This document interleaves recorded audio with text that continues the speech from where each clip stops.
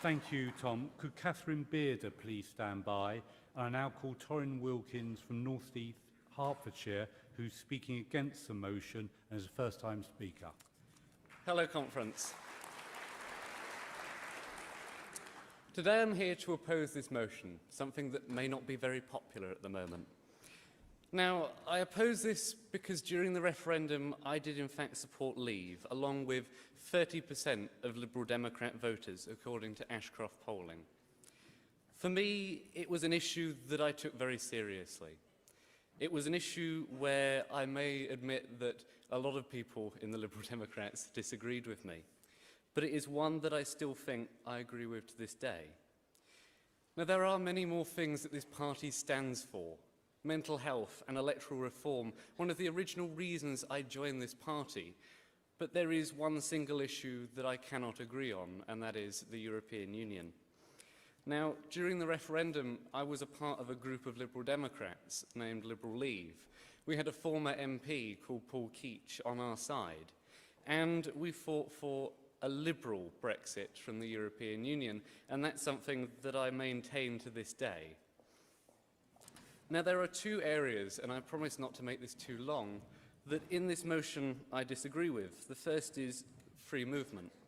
Now, I will say that I do agree with the right to stay for European Union citizens, and to me that is core. But I do not agree with free movement. I will not quote him directly, but one thing that Vince Cable said was that it is not a universal right. It should be fair movement, not free movement. There are those non-EU citizens who, while EU citizens have the immediate right to come and live and work in the UK, although I must admit there are certain barriers to that sometimes, that it is not fair movement. And therefore, I cannot agree with that part. And the other point I would make is that we do have, and I admire it, the continued commitment to the European Union.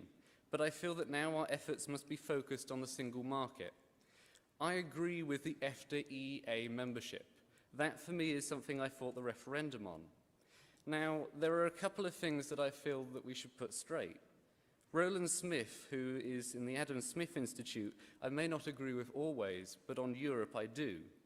He said that 8% of EU-originated law reaches countries like Norway. These are a part of the EFTA-EA agreement, because most of the rules that Norway accepts are from global bodies. And of course, this means that they have their say there, and then it is stamped into EU law. Dr. Richard North further goes to say that actually any EU law where they add on to these global bodies, we should just be able to accept the basic global standards that Norway and other EFTA countries have had their say on. They have a number of opt-outs. They're out of the Common Agricultural and Fisheries Policy. They're out of the EU's VAT policy. So I hope that you will vote against this motion with me. Thank you.